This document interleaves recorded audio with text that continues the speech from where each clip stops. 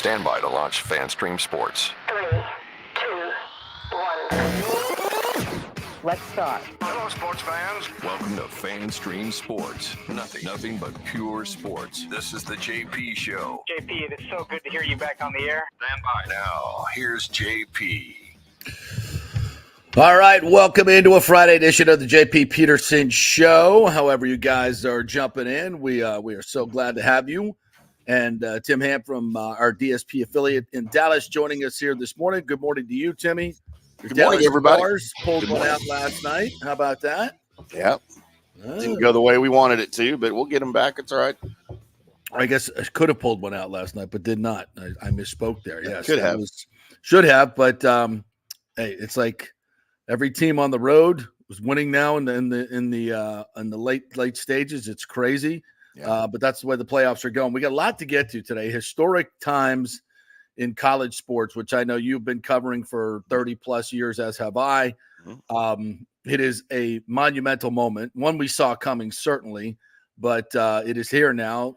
College athletes can be paid by their universities. Oh my God. It's a novel concept, isn't it? I'm like, what, are we still here? Is the world still okay? Armageddon has not come to us. The world is not on fire. Sea levels are not rising. Like it's not over. We still breathing oxygen. Wow. I was told it would be different if college players were actually paid. But no. The sky is falling. Pigs are flying. No, I guess we're all okay. We will survive. We're going to get into this big time today. Corey Long, who's been covering college sports, playing college sports forever, will join us at 10:30. We'll chat with him about the ramifications. He's very dialed into recruiting and NIL and all these things that are going on. So we'll chat with him. And then at 11:15, Wade Hogan will join us.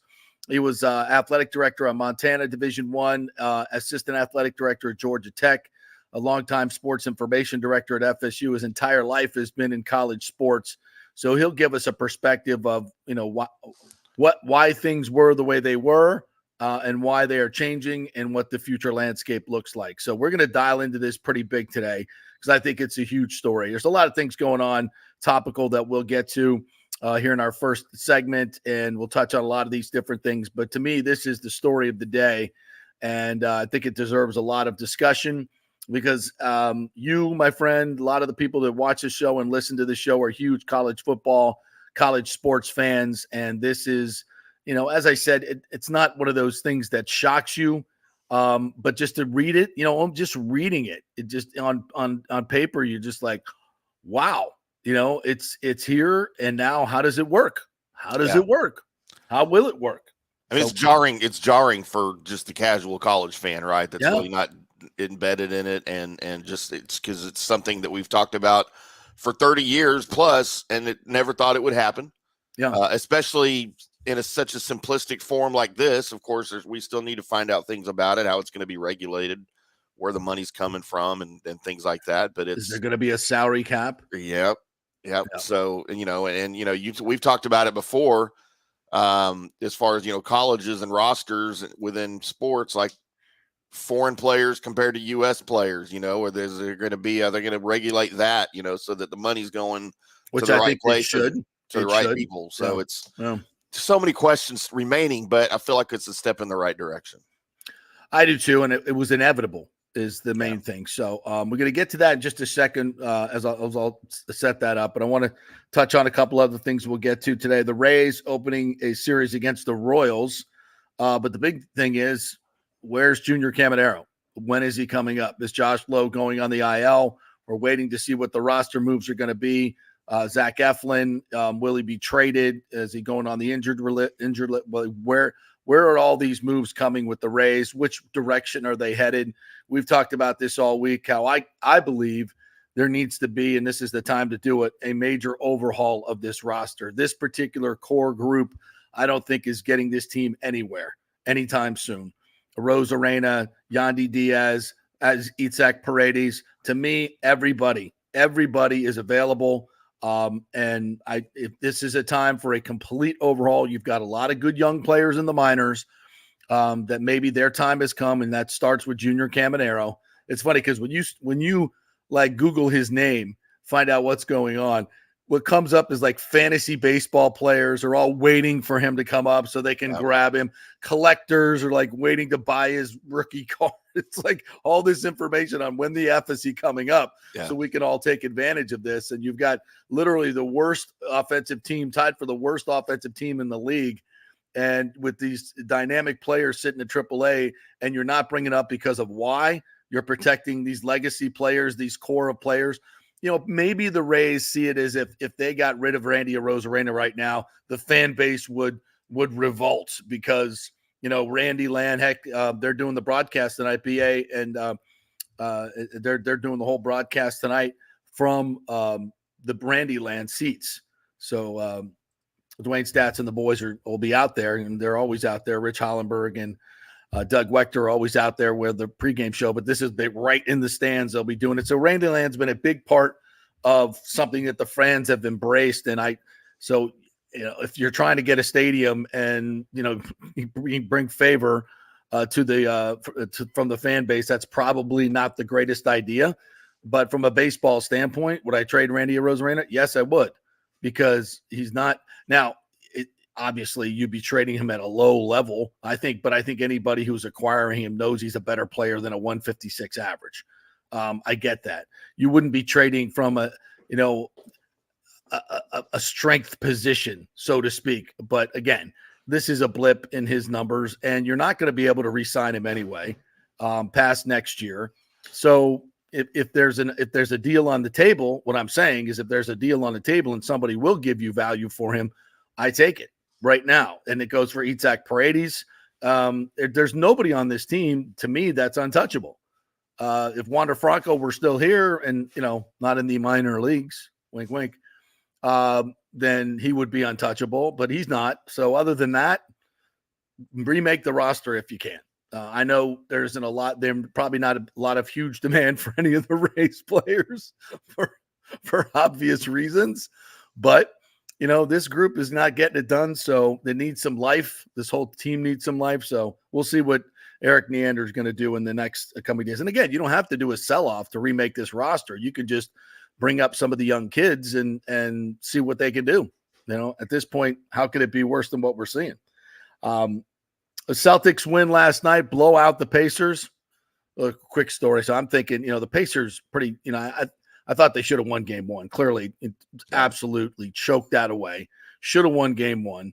And they're 9-point underdogs last night going into the game. I'm like, this should be a layup, right? It's a playoff game. It's the Pacers should have won the first game. So I'm like, I'm going to get on the Pacers. And my little 11-year-old Huddy goes, oh, no, the Celtics are going to win by 20. I'm like, shut up, kid. Shut up. Daddy's betting on the Pacers. Get on board here. He goes, nah. Celtics are. I'm like, okay, well, there goes your new PS5. Oh, wait a minute. I didn't say that. Wait a minute. We don't go. No, go Pacers. I'm like, too late. And then, of course, the Celtics win by 20. Shut up, kid. He didn't. I don't think he went to bed before that happened, so he didn't rub it in. But when he finds out, I'm certain he will, as he should. Smart. Yeah. Yeah, as he should. But the Celtics go on a 20-0 run. I don't think I've ever seen that in the NBA, Tim, in a playoff game. Not in a playoff game. 20-0 run? Like, what? Look, I'm not the biggest Rick Carlisle fan. Yeah. He burned some bridges here in Dallas.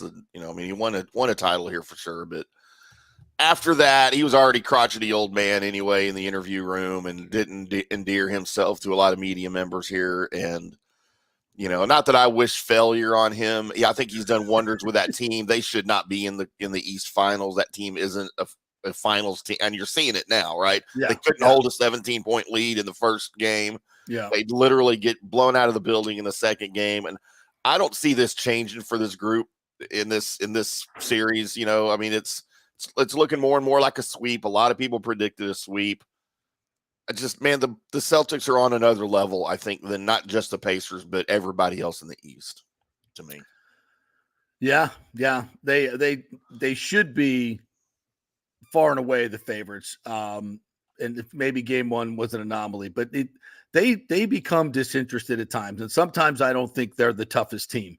The Celtics, yeah, I think they could be pushed around at times, but their talent is undeniable. It's undeniable, and I think it's interesting. We've seen in the last 5 to 7 years is the Nets bringing all the superstars together, complete failure. Philadelphia trying to do the same thing, complete and utter failure. Where Boston is kind of that process has worked. They've drafted players. They've been smart with what the additions that they've made. I think they're well coached, but they haven't been able to get over the hump. Is this the year they get over the hump? It looks like it. Looks like, because we've talked about the West. I don't know, are either of those teams better than the Celtics right now? That's where I think the Timberwolves defensive pressure, or even the Mavs now playing defense. What the hell's going on around here? Is their defensive pressure going to be too much for the Celtics? I don't know. I think the Celtics are more talented than either one of those teams, but I think the other teams play better defense. They play harder. I think that could be the difference. But either way, it should be a good final, whoever comes out of the West. Yeah, at some point, Jason Kidd figured out how to coach this year. I don't know when it was, at what point it was. And don't forget, the Mavs were not in the playoff picture for most of the season. Yeah. They were hovering down around the 6, 7, 8, 9, 10 seed, right? They were kind of hoping for a play-in game, play-in tournament appearance. And with about 2 weeks to play, 2.5 weeks to play, they went on a 16-2 run to get out to the 5 seed. They've been playing good defense for the second half of the season. Luka's even playing defense. Yeah, that's nuts to me. Insane. It's insane.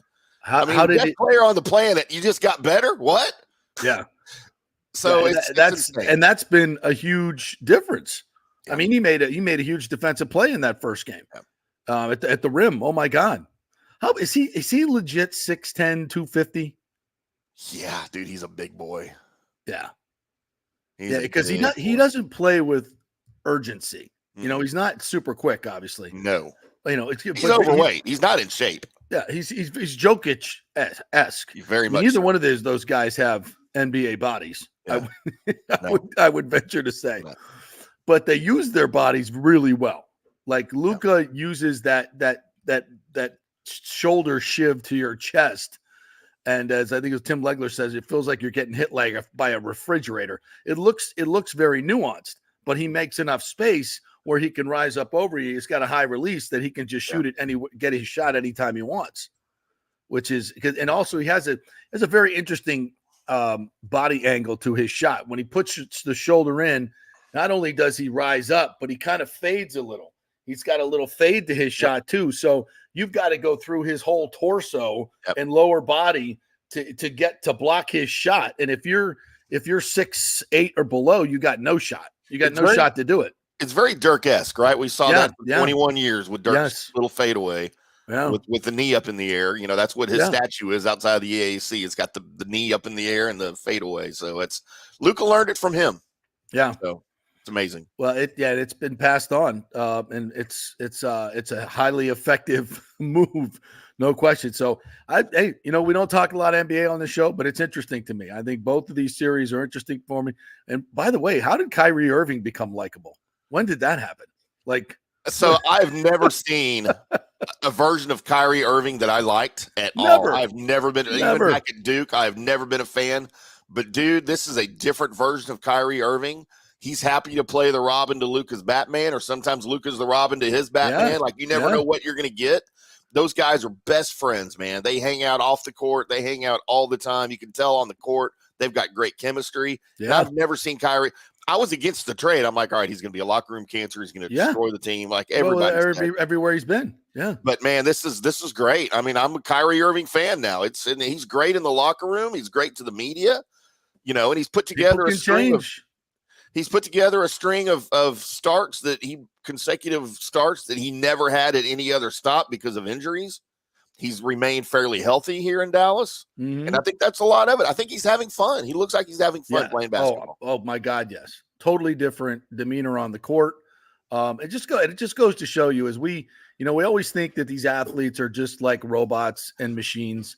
But if they got their personal life together and they're at peace, they play better. They just Sure. play better. It definitely is that way for golfers, even, amateur golfers. Yeah, well, I mean, it's that way for everybody with exactly. your job, right? If you're happy Exactly. at home and if things are going well for you emotionally and mentally, you perform better at work, whatever your job is. And it's no Absolutely. different with professional athletes. I think we forget that sometimes, but it's absolutely true. And in Kyrie's case, it is. I mean, I saw him on the post game the other night, and he's very deferential, very complimentary, respectful, laughing. I mean, I was like, wow. No, and here's how you can tell. Here's how you can tell when a guy's changed his mindset is when you look at interviews with him, post game interviews. Even during losses or wins, wherever he was at other stops, there was always blame that he placed. Yeah, and it was never him. Yeah. Here in Dallas, when they win big and he has a great night, he doesn't even take personal credit. He goes, man, we played it great as a team together. So-and-so had a great night dishing the ball out. Our defense as a team was really, really good. And when they lose, man, you know what? We need to play better as a team. We have to get it together. We have to improve here and there. It's never like, man, I did this, I did that, or this guy should have done this better. And that's how his mindset has changed. Well, and it's interesting, and I think the NBA tried to make it more than it is when, after the Wolves won the other night, Ant-Man goes, and Kyrie's my matchup. I'm looking forward to it. And it was like, oh, he called out Kyrie. I'm like, no, he didn't. He just hey, I'm looking forward to the challenge. And then we talked about it, when asked about it, of course, but everyone wants to get Kyrie to fire back after he torched him for 24 in the first half. And he's like, hey, he's a great player, man. And I really respect him, and he's the future of the league. And, it's great competition. Does it fire me up a little? Of course, he's a great player. You want to go up against him, but extremely respectful. Yep. None of this me stuff. None of this. I'm like, okay, if this is the future of the NBA, I'm here for it. I'm here for it. The sniping of years past with Kevin Durant and all the childish stuff going back and forth with Harden and all these other dinosaurs, all about me. It's turned people off to the NBA, man. Yeah. It just really, really did. And now you hear these guys talking, and you're like, oh, okay, yeah. I mean, it's not like they have to hate each other, had to have good competition on the floor. I see pretty intense competition out there, but to me, it's much more palatable as a fan. Yep. Yeah. And you know what? And look, I am on record for the last 10 years plus as not being an NBA fan. I love basketball. I love college basketball. Absolutely. Me too. The NBA has not been fun to watch for me because of what LeBron did to it when he got here. And it was a me first league for him. And he's like, I'm going to get all my friends. We're going to go play on one team. Yeah, nobody likes that. Nobody likes that. It stopped being fun. And that was the direction the league went. It became a player driven and a player run league. And I'm not a fan of that. Nope. It looks like here towards the end of LeBron's career, maybe we're coming off of that a little bit. You've got guys that, previously subscribed to that.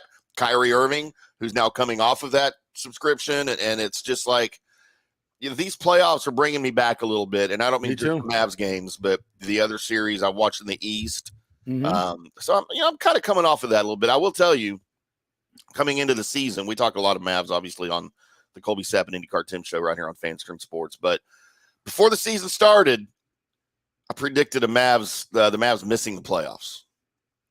And for most of the season, it looked like it was going to happen. And not that I wanted it to happen, but, I've never been a fan of Jason Kidd as a coach, no matter where he was. And I was not excited about the hire here. He's one of my favorite former Mavs players. But as a coach, he just never showed me anything. And he has come so far as a coach just this season, especially the second half of this season, getting these guys to play for him, getting them to change their culture on defense. And man, if he'd have done this more, I think throughout the season, he'd have been a top candidate for coach of the year. He'd had to have been. I agree. I'm impressed. All right. So we're, here's our elongated NBA segment. I did not see coming, but it was good. It was good. All right, Scott, I want to get to this too. Scotty Scheffler video came out yesterday. And, I'm very proud of this program because, when things are happening in real time, we try to kind of digest them and, and kind of read the room a little bit. read what's going on and kind of like, this is what I think happened. And then you kind of get the details as they come out later. And you hope you're right. You hope you're not that we were absolute about it. Like, I kind of get the feeling that this is happening. This is what happened. And we were spot on. This was an overzealous cop that really overstepped his bounds big time, because we knew the people involved. Scotty Scheffler is not an a-hole. He's the exact antithesis of that. And he is a very polite man. And he would not like blow off some guy. I'm Scotty Scheffler. Here's my credential. That's not him. You said it. We all said it. That's not what he does. So this whole idea that, this cop was dragged for 30 yards and, was run over by Scotty Scheffler in his PGA courtesy car and had to be hauled off to jail and shackled. I'm like, not feeling that. No, not feeling that. And and what I found, and yesterday I thought it was real interesting. Not only do you see the video, and it's not exact video. If you haven't seen it, it's from a distance, but you can see that the cop was not dragged at all. He was trying to stop the car and then jumped on top of the car, not even on top of the car, but kind of the window to try and stop him. And the guy was in no danger whatsoever. And if his pants did get damaged, maybe it was when you spilled coffee on him in the morning, because it certainly wasn't during this. No. Oh, and the idea that you have to put somebody in handcuffs for something like that is absolutely ridiculous. And to pull him out of the car the way he did and throw him up against the car, put his arm like that, is absolutely freaking ridiculous. Yeah. And I felt it. He's being disciplined, right? Like the cop's being disciplined. Well, here's the thing. He's being disciplined for not turning on his body cam. Yeah. But why? Because of the mistakes made by the Louisville Police Department for decades. Okay. Right. And so now I'm like, that's why we're disciplining him. How about for being an overzealous cop and throwing around Scotty Scheffler and throwing him up against the car like he's some wanton criminal? Are you serious? Aren't we not disciplining the cop for that? Maybe they didn't give a public apology or anything, no, did they? It was you have to turn on your body cam. Like, from what I saw, not one word about mistreating Mr. Scheffler. Not one word. Not one word. And you know what I appreciated about all of this? The charges have not been dropped. You want to come out and do a press conference, Louisville cops? Come out and drop the charges and say your cop was overzealous. What you need to do.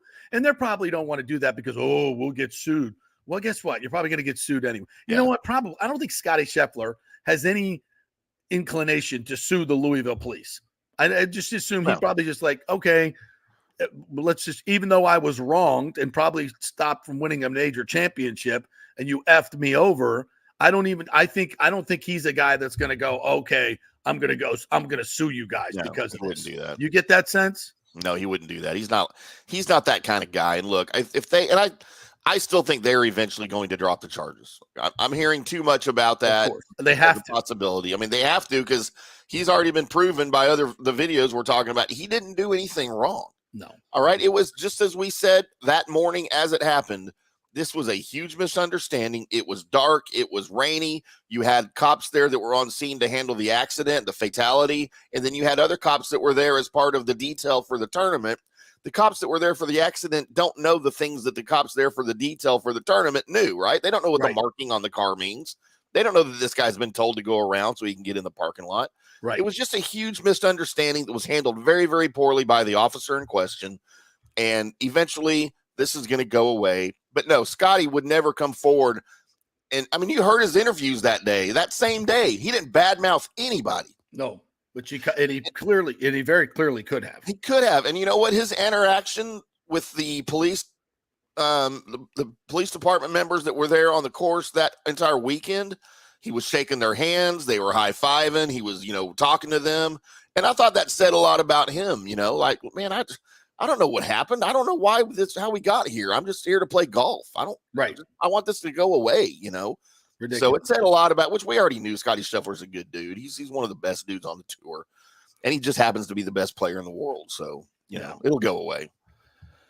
Yeah. And I just, again, what are we doing with the Louisville Police Department that we still have knuckleheads like this running around? I mean, the cops, listen, we're always very much supportive of law enforcement on this show. Always have been. I understand there are certain issues and things that happen that, clearly there was a fatality that morning. People were on edge, but you're a cop, man. You got to be better than this. You got to be better than this. You just can't, like, if you're going to rip somebody out of a car and throw them up against and handcuff them, you better have a damn good reason.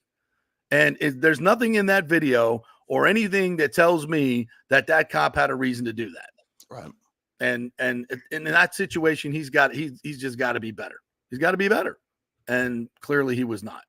So Scotty Scheffler will certainly seem, and there was a lot of negativity I saw on Twitter, like, oh, these privileged golfers think they can do whatever they want. They have to abide by the rules like everybody else. And I'm like, no, that's not what happened here.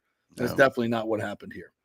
All right, before we get it, bring on Corey Long, I just want to get into this NCAA thing and the fact that they're now paying players a little bit. And if you're a watcher of this show, we've been talking about this for a long, long time. When I first got into sports and was covering Florida State University back in the late 80s and early 90s, and very in tune with major college football and major college sports, and really got a chance. I was working for the FSU network as well. Got a chance to see kind of how the sausage was made on the inside and the outside of it as a journalist covering that, but also on the inside, seeing how the athletic departments work and how recruiting works and all these other things. And it's very, you come to the conclusion at a very early time, if you have any common sense and awareness at all, that something is not right here. Like, this is just, something is not right. There's a lot of rules that are going on with the NCAA and players accepting gifts and money that are not congruent with the ridiculous cash flow that is coming into these departments that is being produced by these players. And I'm like, when I'm watching a game on Sunday, that looks a lot like the game on Saturday. But the guys on Sunday are getting paid a shiz ton of money. And the guys on Saturday ain't getting, in fact, are being kept from making any money. Can't have a job, can't sell their jerseys, can't sell an autograph, can't do any of this stuff. And I'm like, what the F is going on? I'm in here at a Fiesta Bowl hospitality room at the Scottsdale Princess eating, lobster and crab that I'm certainly not paying for. And the players are outside the room in the hallway and can't have any of it. I'm like, the only reason I'm here is because of you guys. You busting your ass and winning football games, but yet you're not allowed to walk into the hospitality room and pick up a soda. Like, something's not right here. Oh, but they gave you a gift bag with some headphones and a Walkman. Ooh, wow, that's nice. I mean, seriously. And this is why we're going to run $1 billion business? No. Oh, but they get a free education. You know what's interesting about that is those classrooms are being paid for by taxpayers. Yeah. They're going to be there anyway. It's not like there's these players are incurring some ridiculous expense to the universities to get their education. It's pretty much already paid for. It's pretty much already covered. And I'm like, and what kind of education are they really getting here? Because, as far as I can tell, a lot of and of course, this isn't, exclusive to FSU. It's at every place. I'm not really sure they care about their education, because they're kind of making them take a lot of classes just so they could get the practice on time and make good grades, So it's like, and you know what else happens when a guy gets injured? Suddenly he's not back the next year. And I don't know what happened to his scholarship, but that guy's just kind of, of course, guys did get injured and they would try to get them back, most of them, but sometimes guys would just fall by the wayside. And guys that they recruited that didn't play so well, sometimes they found, out that they weren't really wanted around there, and it just seemed like something is not right here and it needs to be corrected. And so through that, from that point to now, 40 years, basically 35 years later, we've finally gotten to the point where they've come to the realization that they have to pay the players. And you know what else they came to the realization of? That they're going to have to pay $2.6 billion with a B, because they haven't been paying the players, because that's what the courts have decided. And I've said this for a long time. You're going to be forced to do it by the legislatures or the courts. So if you're smart, you'll get ahead of it and do it yourself and start paying it. But these guys that run this thing are way too greedy, and they've tried to keep the status quo going for so long. And I think a lot of them who ran these operations were certainly, as that felt the same way I did, felt the exact same way that I did. But they're part of the process. And I think a lot of them have been trying to change the process for a very long time and have been, sounding the alarms for a very long time. But the people at the very, very top, were not listening and didn't want to. And to some degree, a lot of the fat cats, and I'm talking about the Alabamas, the FSUs of the world, and the Clemsons, and everybody else, the Floridas. Do you want to share all your revenue with Montana or with some of these other Division III schools? No, of course not. Nope. Because you need that money to win. I totally get that. So it's a business model that has been completely outdated and obsolete, and has needed to be changed for quite some time. And unfortunately, we're having to go through this period of forced change by legislatures and courts that have now given the rights to these players where they've always existed to control their name, image, and likeness and make money off of it. And now they're going to have to go back and repay these players. And I don't even know what the mechanism is to do that. And how much, these ex-players are going to get. Probably how do you determine that? Yeah. These guys are going to get a check for $37.40. The lawyers are going to take 40% of the settlement, which is ridiculous, but it'll happen. And, unfortunately, these kids are not going to get repaid what they should have been repaid. And the only thing this is actually doing is forcing change where it needs to happen. And for that, I guess we're happy. And I know there's a lot of people out there that'll be like, oh, now it's the wild, wild west and these kids are getting paid and they're all going to be selfish. And these kids want to transfer schools and go get free agent money. Do I like that? No, I don't like that. But this is what's been forced upon them. Yeah. This is what's been forced upon them. If the adults in the room would have made changes along the way, we wouldn't have these issues. So even though I think a lot of that is selfish on their part, it's hard to point the finger at them for the disaster. We're going to blame the players because we have this wild, wild west that is the NIL. That seems kind of silly. They didn't make the rules. Yeah. They didn't screw this up. The adults did. The greedy adults. So I think, if you're blaming those and you're mad at those players, I think you better, kind of pump the brakes a little bit on that and see where this is headed. So let me ask you this, since it's now going to be where the players are getting paid directly from the universities, from the programs that they play for. What's going to happen with NIL?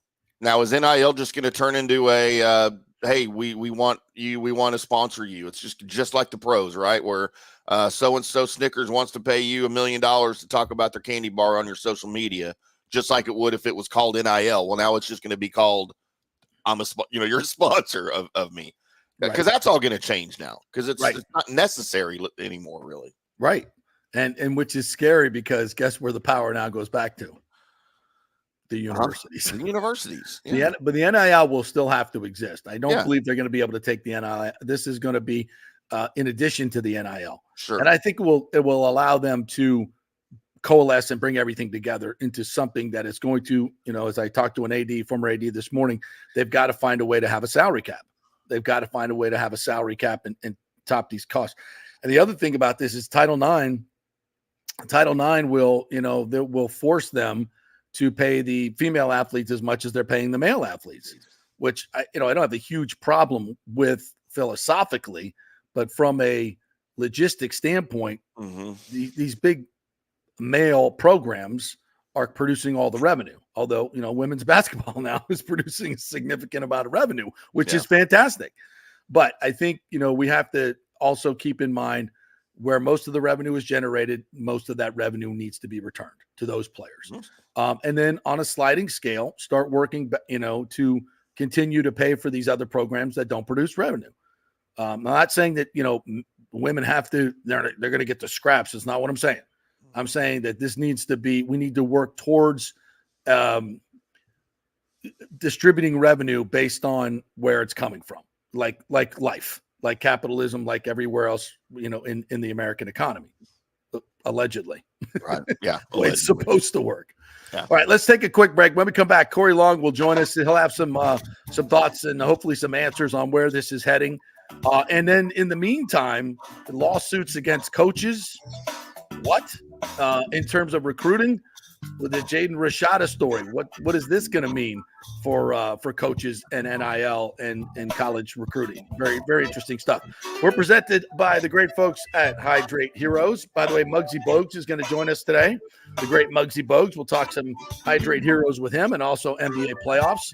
All the good stuff, none of the bad stuff, folks. Stay hydrated. Only 5 calories per serving. Tastes great. None of that added sugar. TryHydrateHeroes.com is the website. TryHydrateHeroes.com. Go there, sign up, get a free 3-pack, and then you'll want to buy a 30-pack like everybody else. TryHydrateHeroes.com. Back in 3. Stay with us. All right, guys, the Golden Diamond Source Memorial Day sale is here. Now, I know you guys are saying I don't have the money to buy a ring right now. Times are tough. What about this? 5-year interest-free financing, so you can buy a $5,000 ring and only pay $83 a month. You got $83 a month to put the ring on the finger of that special person. That's right, $5,000 ring, only $83 a month. So that's 5 years interest-free financing. And of course, the Golden Diamond Source has the best selection. They have the best customer service. And when you shop at the Golden Diamond Source, you can proudly say our jewelry changes lives. We tell you this all the time, folks. The philanthropy of Julie and Steve Weintraub is incredible. Their entire staff very much involved in their philanthropy. The Hands Across the Bay charity helps so many abused women throughout the years. So this Memorial Day, pick a jewelry store that makes an impact. And don't miss their 5-year interest-free sale. It's the Golden Diamond Source, centrally located right there, 3800 Omerton Road, always online at thegoldendiamondsource.com. JP here for my good friends at Italiano Insurance, and they did it again. Once again, Italiano Insurance stepping up with the best customer service. I was in a bind. My old insurance company, my auto insurance, jacked up my rates, so I called Charity at Italiano Insurance, and she stayed till 9:30 at night until she got my insurance done. And guess what? She searched all these companies for me. I didn't do the work. She did. Saved me $1,000 on my annual premium. $1,000, folks. That's real money. And that's what you get at Italiano Insurance. Great customer service. And here's another note for you, by the way, with hurricane season up. 40% of people in Florida are underinsured. That means if you have something happen during a hurricane and you need replacement costs, you're going to get 40% less than you deserve. Can't let that happen. Call the folks at Italiano Insurance and get them to help you out in both those regards. They will save you money and keep you insured properly. That's 813-877-7799. Great folks in the community, been doing it for over 60 years. Italiano Insurance, 813-877-7799. JP here for the Geddes Gordon Real Estate Group and our good friend Jane Geddes. Folks, simply put, there is nobody like Jane.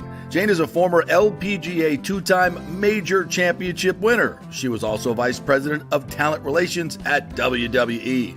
She also has a law degree from Stetson. So if Jane can drain a 10-footer to win the U.S. Open and stare down Hulk Hogan in the boardroom, you want Jane on your real estate team to not only negotiate the best deal, but find you the perfect home or investment property. And when you work with the Geddes Gordon Group, you become part of the real estate family and get concierge services that include expertly staging, marketing, and preparing your home for sale. Advice on golf properties. Hey, you might even get some golf tips. Many of their clients become friends long after the sale or purchase is completed. It's all part of the deal. So if you're looking for that perfect home or investment property or trying to get top dollar for your home, go with Jane Geddes and the Geddes Gordon Group because there's nobody like Jane. Call 813-485-6808 or go to geddesgordon.kw.com. That's GEDDES Gordon.kw.com. or call 813-485-6808. Are you looking to be more productive and healthier? Do you know chronic dehydration affects your overall health and well-being? 75% of the U.S. population suffers from dehydration, and many of us don't even know it. That was me before I was introduced to Hydrate Heroes. 8 times the benefits with hydration. A beverage with benefits more than just hydration. That's right, 8 times the benefits with hydration. Hydrate Heroes provides a refreshing, great-tasting beverage powder to mix with water, providing elderberry, zinc, vitamin D, electrolytes, amla fruit, which provides a great source of vitamin C, along with a proprietary mushroom blend that has shown to help increase endurance and energy at the cellular level. Hydrate Heroes is so confident you're going to love the taste and the results. They are offering our listeners a special offer, a free 3-pack sample, no credit card needed. Just go to the jppetersonshow.com, the jppetersonshow.com, and click on Hydrate Heroes logo. Hydrate for health today with Hydrate Heroes. Let's go. Right now, back to the show on FanStream Sports. All right, welcome back to the JP Peterson Show as we roll on this Friday, the historic Friday in the history of college sports. As the antitrust lawsuits have been settled, and now $2.7 billion going back to former players. I wonder who's getting a check for that and how much they're making. Let's welcome in Corey Long. Now, Corey, you played college ball, did you not? A little bit, yeah. Back in my day. Yeah. I think you're getting a check for your name, image. No. That's $37.14, part of the class action. I would take it, but no, they're not taking care of us guys in the early to mid '90s. Unfortunately, we're just gonna have to settle with what we got originally, which was, I got a lot of nice at the time, nice track suits and some. You get a Sony Walkman stuff for the bowl game? Oh God, what do we get for a bowl game? I don't even remember. I know I don't have it anymore. Actually, no. We had a portable CD player, actually, which was a really good deal in like 1994, 95. That was actually solid. Yeah. Like, it was solid. And the thing is, I think I had to go somewhere and get, I had no CDs with me, but I wanted to use it, because we had 4 or 5 more days. So I think I went out and I bought a Heavy D and the Boys or something. That's what I'm talking I about. bought some CD just so I could listen to something. Yeah. I was so excited to have something to play in it, and yeah, it wasn't bad. It wasn't the worst gift I can think of. Yeah, but you guys could have made a hell of a lot more money for what the universities were making off you. And I guess, and that's where we're at in this particular situation. $2.7 billion settlement that is supposed to, I guess, right the wrongs of years past, but it doesn't even come close. And listen, we've all enjoyed watching college football. Nobody, it's my favorite sport to watch. It's my favorite sport to attend. I just love every part of it. But I've always recognized from the early days that I covered the sport that something was wrong here.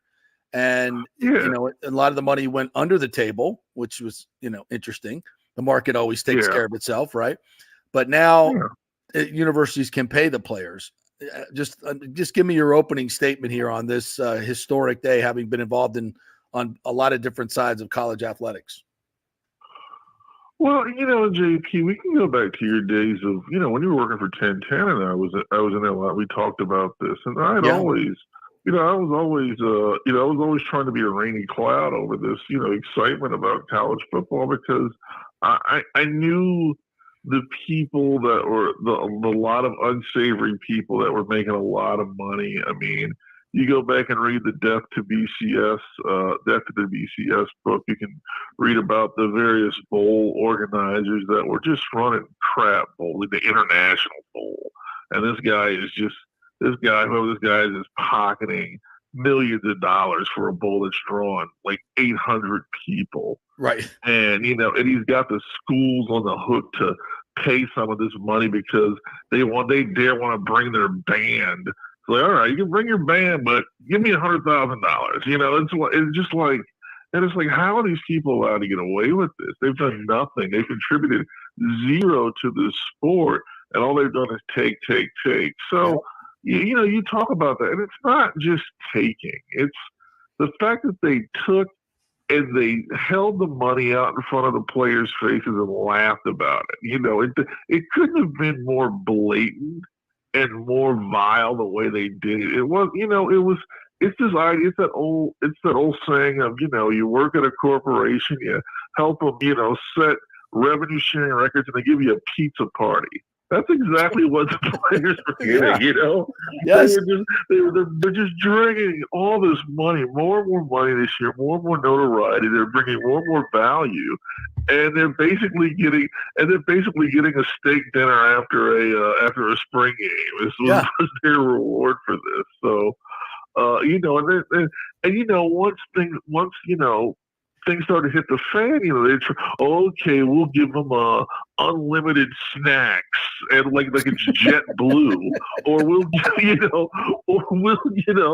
every year we'll get them a brand new locker. And someone's like, I'll take the 2019 lockers you had if you just give me some cash. How about that? Yes.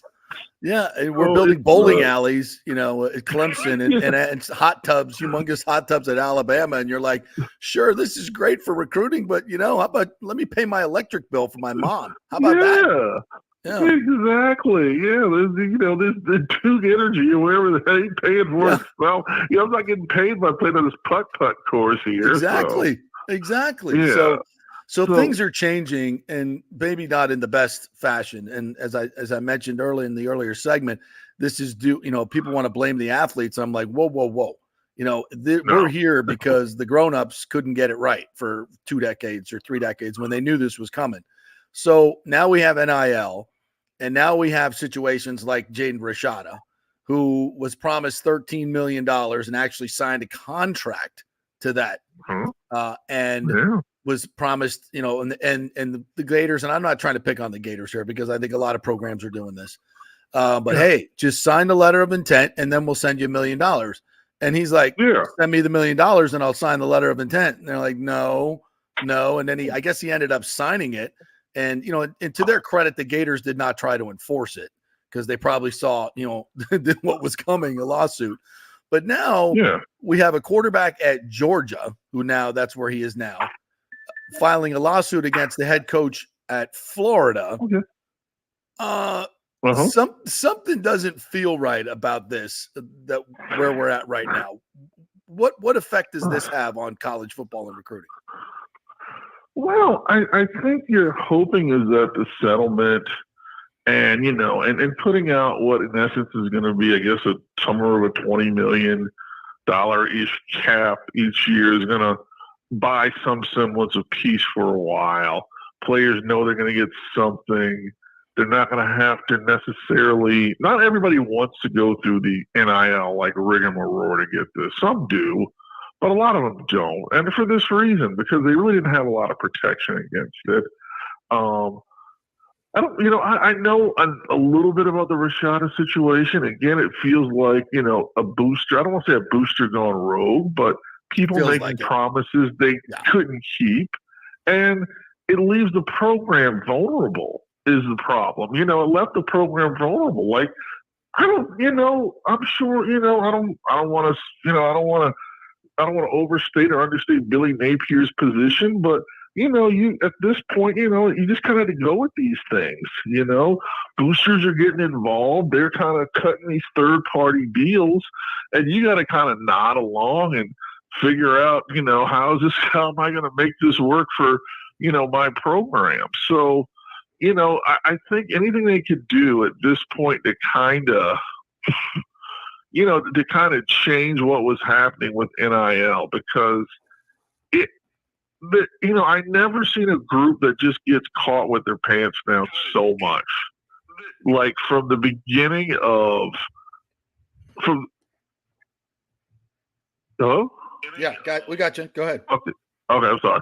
From the beginning of, you know, not really understanding that, you know, the power that they possessed, that had they put in a situation, had they very simply put in a sharing plan where they could have controlled the payments, they could have controlled the, you know, they could have paid you based on years of service. They could have attached academic requirements to this. They could have attached, you know, character requirements to this. You know, you can't get arrested. You can't like they really had the control. Yeah. And players, I think, would have been happy to accept just some nice peace offerings. The idea that this is the players' fault. Players never asked for this. They never asked for the Wild Wild West. They did not ask for this. The NCAA decided, you know what, we're going to go to court. because we'll win at court, and they lost at court, and they lost again, and they lost again. And they kept losing, and like they have. I mean, they're basically. I mean, they're basically like the Detroit Lions of whatever they want, winless in court. Like they just can't win any court level. Doesn't matter what president assigned a judge. You're just losing every time. It's the one thing that the justices are going to agree on right now is that the NCAA loses every time because it's so every corrupt. Time. And this ought to tell people that the whole thing is so corrupt. Listen, and I'm not trying to destroy college football. I'm actually trying to save it. We're trying to save this thing from the idiots that have, been running this thing for so long. And it's just crazy. And your point is such a good one. They constantly look at what happened to Darrell Jackson. Darrell Jackson had to sit out the entire season here at Florida State, one of the best defensive linemen in the game, because he transferred too many times. And but every time you turned around, the NCAA was saying, "Okay, you can transfer," because they knew they had no standing in court. But they picked out this kid who went home to be closer to his mother and said, "No, you're going to be ineligible." And then as soon as the season's over, they changed the rule. And it's like, if anybody has a freaking court case against the NCAA, it's him, and he ought to sue their ass. Exactly.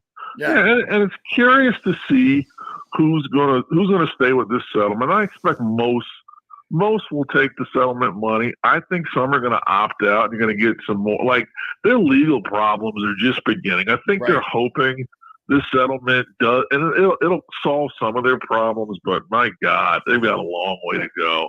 I just, I mean, if you're on the NCAA legal team, you're billing them for hours for the next, you're billing them enough hours for the next 10 years because they've got a long way to go. Today was this deal was something they had to do.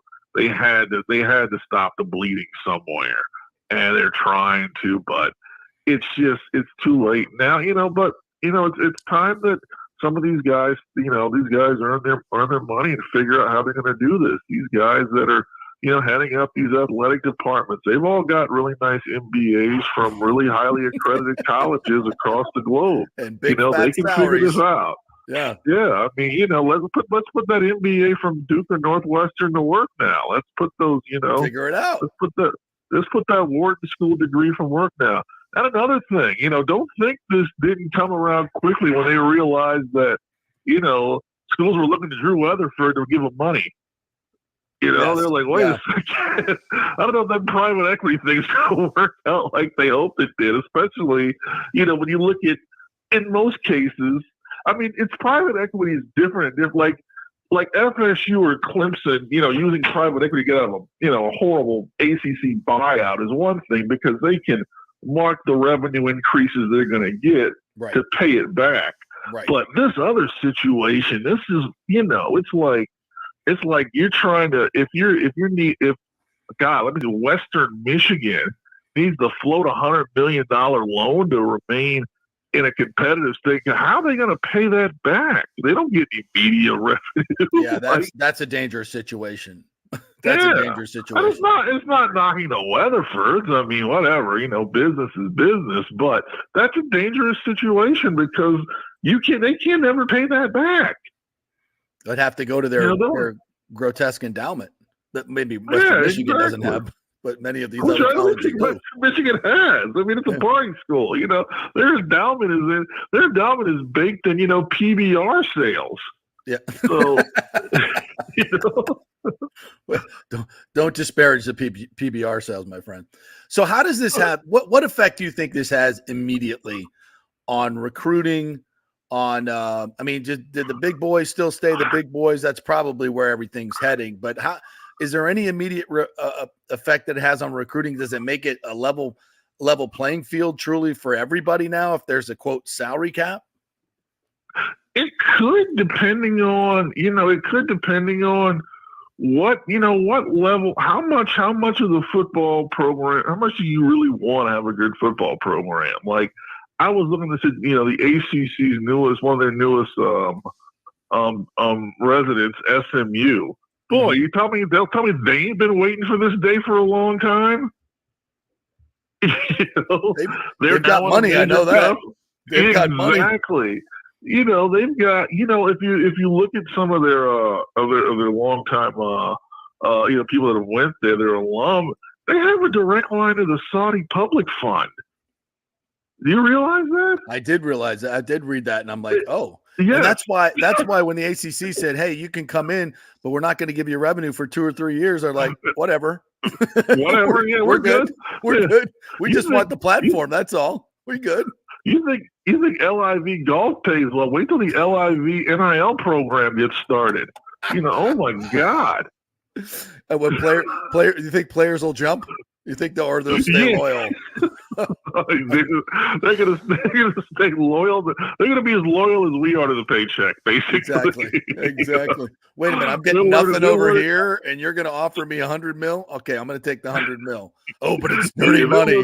Oh yeah, let me bathe in that dirty money, baby. Yes, exactly. They're learning the grown-up games really fast. So yeah, I think you've got some groups that are really well organized, and you've seen them. Some that have a lot of money, like Ohio State or Michigan, you know, just crawling in money. Some like, you know, I'll give FSU credit, who have just been very well organized with this whole NIL. They've really had a great you know, they've really attacked all of these changes with very good organization and having a very good foundation from, you know, bottom up of people that know what they're doing, that, you know, that have great synergy, you know, with the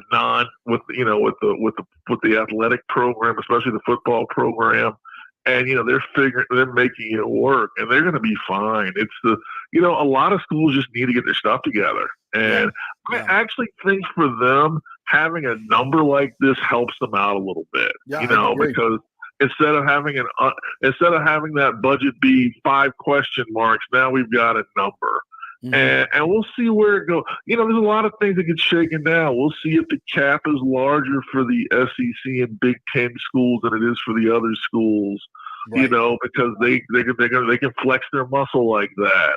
Or, you know, we'll see if, you know, I mean, the new athletic director in the American Conference is really serious about wanting to separate and put together a playoff for G5 programs, and really see if they can if they can take their product and draw more revenue than what, you know, they're getting out of the college football playoff, which is nothing, basically. I mean, I think they could.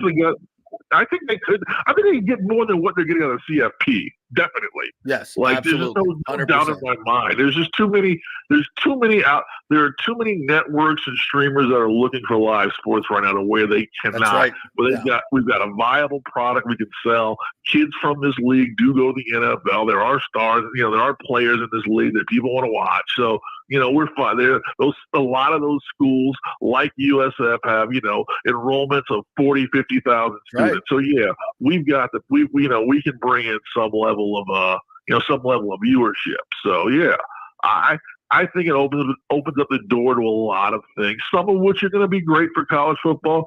Some of which are going to be tough for the traditionalists to deal with. But this day was coming, and because, you know, the people in charge were so comfortable taking all of the money, it took a long time to come, and the judgment was a lot more painful than it would have been had they, you know, been a lot more proactive.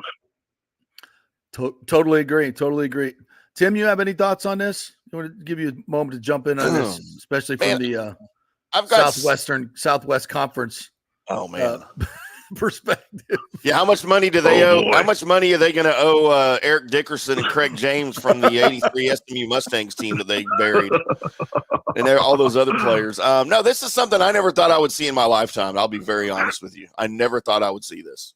Not that I didn't want it. Obviously, it's deserved. But Corey, I mean, is this something that you saw coming, or that you thought we would see anytime in this, you know, in this so soon in our presence here? It had to happen eventually, especially once leagues started touting their media deals. Like once you start bragging about making them, like here's the Big Ten, the SEC, you're getting these $500 billion annual TV contracts. Once you start making that part of your sales pitch, you know, the right minds are going to wonder where the heck is that money coming from? Wait a second.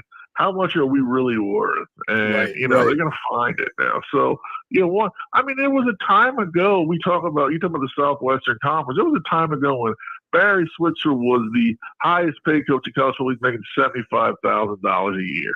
Yeah. $75,000 a year barely gets you an intern these days. Yeah. Yeah. Like, coaches having these exorbitant salaries. And I'm not talking about the Dabo Sweeneys. I'm talking about the strength coaches out there busting $500,000 a year now. Like $1 million. It's the dude in Alabama was making $1.3 million. Yeah. He's the dude in Miami with the stupid mustache is making like $1 million. Like all these guys. And listen, and the thing of the matter, and you know why they make that much? Because they're in demand. And they're a winning part of the formula. So it's like from a business standpoint, it's one of the few places where I go, you know what? He's probably worth the money. But but it's absurd. But it's absurd to say that he's worth the money and the guy that he's training is not. It's like, wait a minute, something's a little backwards here. That's the guy that has 17.5 sacks, not the dude telling you how many reps you need to do on the bench press. So, and as I think of it from a historic standpoint, I think the first time I read about the Ed O'Bannon case, I went, oh, he really does have a good point. And for those of you who don't know what the Ed O'Bannon case was, it was about video games, right? Video games, He was playing a video game, and of course, I'm not a video game person, but one of the college sports video games, and he was choosing himself and watching himself and going, how much did I had to pay for this video game? How much is EA Sports making off this video game? And like, I'm not getting paid. What the F's going on here? Who's making the money? And the worst part about it is instead of taking that money and paying the players, then they shut down the sports. They shut down the game. And they're just bringing it back. It's been over a decade now. They had a college football game. They've been always just having a college basketball game. That revenue could have gone to the players. Yeah. All that revenue could have gone to the players, but they chose to just not even take the revenue. How selfish is that? These are the proactive things we talk about. Had they done these things, had they stepped up on you know what? Let's just put EA on the hook for some of this money. Yes. Guys would be the players were not making anything. They would have been happy making something. Anything. You could have said right at that point, hey, let's keep the game going, and all the money from EA Sports, we're going to divert to a players and athletes fund. Right there. It wouldn't even have come out of their freaking pocket. And then they just forego all that revenue and just say F you. Just unbelievable. I can't believe I can't believe it got to this point. I think when Miles Brand was ahead of the NCAA, and I think he was one of the guys that kind of got it, but I think there were so many people still within that organization that were just so hell bent against it that he just couldn't really get as far as he wanted to. You feel like over time there were some people that kind of got it, like, okay, what we're doing isn't going to work forever. So let's figure out a way to, so we don't have to go through what we're going through right now. But, there's just there are a lot of quote unquote, as they call them, greedy purists, Yeah. They're purists because it's best for them. Yes, exactly. Exactly. All right, Corey. Well, listen, thanks for your perspective. Appreciate you jumping on with us. It's an interesting time to be covering college sports. That's for sure. And having with all of us watch this, it's interesting to see it come kind of full circle. But appreciate your time, partner. You can follow Corey on Twitter at Corey Long, CoreyLong, covering the Bolts, college football, all kinds of great stuff. So give him a follow. Thanks, buddy. Thank you very much. You take care. Yeah. It's the old Pony Express, baby. That's when the business was being run correctly, but the players were being paid. Man, and I know he probably made more. Eric Dickerson made more money his final year at SMU than he did his rookie year at the Colts? The Colts, yeah, probably. Yeah. But what's funny is I remember growing up an Aggies fan. My dad played football at A&M, of course, and so raised me and my brother as Aggies fans. And I remember him. This is when the SMU Mustangs played at Texas Stadium in the early '80s. They weren't playing at the Cotton Bowl, and my dad talked this game up, SMU and the Aggies. Gary Kubiak was the quarterback of the Aggies back then, the top passer in the Southwest Conference at the time. Yeah. Just talking about all he did was tout up the Aggies offense. You know, it's going to be better than the Mustangs Pony Express offense, and the Aggies are going to dominate that game. Gary Kubiak goes out on the first play from scrimmage and breaks his leg. Ooh.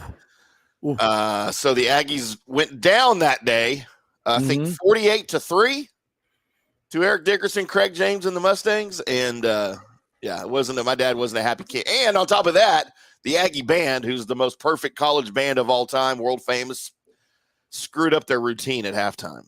So that, that's a bad day. Yeah, dude, my dad's like, I may never go to another Aggie. You think one of those SMU players was paid to break Gary Kubiak's leg? Oh, absolutely. Yeah.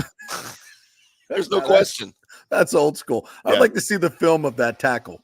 I'd like to see that. Dude, it was very reminiscent of the play in the playoffs that when the Cowboys running back Tony Pollard broke his leg. Yeah. And I guess the Dak broken leg, a gruesome thing against the Giants, where he kind of get tackled from behind. Yeah. And the player falls on his back of his legs. Ooh. Yeah, very similar to that, and it was just ugh.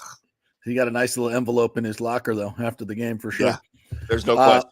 All right, we'll take a quick break. We'll come back on the other side. Wayne Hogan's going to join us, former athletic director at Montana, assistant athletic director at Georgia Tech and Florida State. So he's got a great perspective through all these years as well. So we'll chat with him. And then Muggsy Bogues is going to join us at 11:30 to talk about the NBA playoffs and Hydrate Heroes and some of the events he has going on with our military on this Memorial Day weekend. Lots more coming up. We're brought to you by the great folks at Extravaganza Productions. If you have an event coming up, big or large, they will run it for you. Great professionals in the audiovisual and creative world. You can get a free creative meeting with the folks at Extravaganza Productions by just going to their website, Extravaganza Productions, email them or call them, tell them you heard it on the JP show, and go on in there and take a tour of the whole warehouse there and check out all their props. Extravaganzaproductions.com. Back in 3. Stay with us. You're listening to The Strike. 102.5 WHPT HD2 Sarasota, Tampa, St. Pete. JP here for the Jeeves Law Group and my man Scott Jeeves, who lives right here and has long been a highly respected member of our community. He's a proud sponsor of the Tampa Riverwalk. Jeeves Law Group is also a proud sponsor of our Grand Central District in St. Pete and has neighborhood events throughout the year. He has an office on Central Avenue in St. Pete and one on South Howard in Tampa. You can't get more local than that. So when you need an attorney, you're going to hire some huge firm that advertises all over the state or the one that supports your favorite sports show. It's the Jeeves Law Group. We're local, we're trusted, and we get results. For personal injury and personal attention, call us for a free case evaluation. That's 8889-JEEVES. That's 8889-JEEVES. All right, this is for all you guys who don't want to go to the gym and do 5,000 crunches. At Bay Area Modern Medical Center, you can get on the new True Body machine where you can reduce fat and tone up your muscle. It's like doing 54,000 crunches in just 15 minutes. Define your body as you see fit. True Body offers personalized muscle stimulation that delivers the equivalent of those 54,000 crunches in just 15 minutes. Just get in touch with them at Bay Area Modern Medical Center, BAMMC.com. Chris Lugo and the team over there will set you up on True Body and get amazing results. Non-invasive with comfortable and little to no pain and zero downtime. You can isolate and target those areas that you want to improve and treat multiple areas simultaneously. It's an amazing machine, so check it out at Bay Area Modern Medical Center, BAMMC.com. JP here for Extravaganza Productions. You know, I've worked with these pros on so many big and small events. They recently did the Kappa Alpha Psi Grand Reunion, the Tampa RV Show Exhibit. They did the Skills Center opening of Tampa Bay. They can do those small events. They do the biggest of events. So if you were thinking about planning a meeting or special event, call the talented staff at Team EPI. They will give you a free creative meeting if you mention the JP Peterson Show. They will provide you with an exceptional experience. Heck, they'll even show you their huge warehouse with great props. Anything you want. They'll do it on time and on budget. You can reach them at their Tampa headquarters at 813-621-4700 or go to extravaganzaproductions.com. Tell them JP sent you. Let's go. Right now. Back to the show on FanStream Sports. All right, welcome back to the JP Peterson Show here as we roll on this Friday. We're going to chat with the great Muggsy Bogues. Remember him? Think he can still dunk? I don't know. He's guy's probably almost my age, probably mid-50s, I would think. Oh, for easy. Yeah, easy. Yeah. I don't know. We'll ask him. I don't know. He still looks like he's in great shape. So. I think Spud can still dunk. Oh, Spud Webb and Muggsy Bogues. Wow, those are dudes that really defied all the odds. You're 5'3" and playing in the NBA. Come on, man. That's ridiculous, isn't it? Insane. And fun to watch, man. Both of those guys were just incredibly fun to watch. Absolutely. All right. Our big thanks to our good friends at the Jeeves Law Group, JEEVES lawgroup.com. As we appreciate them. Just contact them through the website. Tell them you heard on the JP show, and they'll give you a free case evaluation. A couple other things, Bucks notes as they continue OTAs. Tyke Smith, nice write-up from Rick Stroud in the Times about his potential impact on the Bucks this year. They've got, I tell you what, when you look at the guys that they brought in, and Bryce Hall and Tyke Smith, and obviously Jordan Whitehead from the Jets.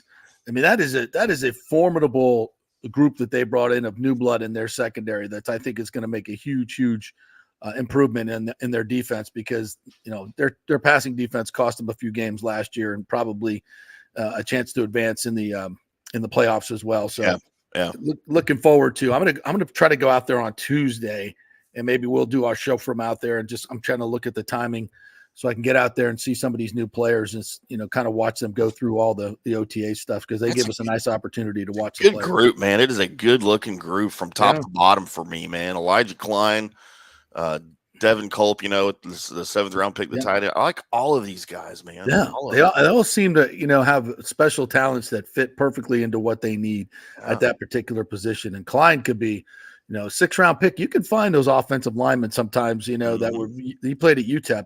So you've known the kids in Texas, they grow them big. They do. He really He's a big one. Yeah, he stood out. All right, let's welcome in a longtime friend. I've been working with this gentleman for longer than I care to admit. The great Wayne Hogan joins me at my first job in television. Wayne was the SID at Florida State University, and it was an eye-opening experience for me, Wayne. Welcome to the show. To see what big-time college sports was all about from the inside out. JP, you're a true American story. You went from carrying your own equipment, your camera, your tripod, your microphone, your lighting, all by yourself, and you did interviews by yourself. And I never understood how you did that. You were quite ambidextrous in those days. And it was, so you go from that to being the sports director at one of the top television stations in America. Yeah. And, working with all those good people over there, my friend Gail Sirens. And now look at you. You're just retired doing radio. That's pretty good. It's a good gig here. I hang out at my house. I get to talk to fun folks like yourself. And we got Muggsy Bogues coming on after you. So it's a fun gig. We thank all our advertisers that let us do this stuff. So we appreciate it. Well, I mean, it was the people that you and I have come to know over the years through college sports, the Derek Brookses, Warwick Dunns of the world, Charlie Ward, going back to those days. These are guys that, obviously have made their mark, not just in Tallahassee, but on the NFL and the NBA and everywhere. And I just think we got a special privilege to watch them kind of grow up into men, right? And through this whole process of college sports. No doubt. Well, it's I've had a lot of time to think about this, and the older you get, you do a lot more thinking. And I don't know if it arrives at anything, but here's my take on all of this. Our society was pretty much built on perseverance and patience. From the time you started kindergarten, first grade, it was a long haul. You knew you had 12 years of school in front of you, and you just had to persevere it. You didn't like it all the time, but that's what you did. And what you did was you grew and you got better and you got smarter and you got stronger and you made it through those years up through the 12th grade. If you happen to be an athlete of any consequence, you would have a chance to go on and go to college. And what did you do there? You had to have patience and perseverance. You didn't Make come a in lot the of good first day choices. and get everything handed to you. Now you had a nice life. The best part was you came in, you got all the food you could ever eat, the best medical care you could ever have. You had a place to live at no charge, all of those things. And you had the greatest coaches ever. So you persevered that. You a lot of times you didn't start when you first got there, and you were trying to become a starter and all of that, and you just had to have patience. It was all built around that because wait your turn.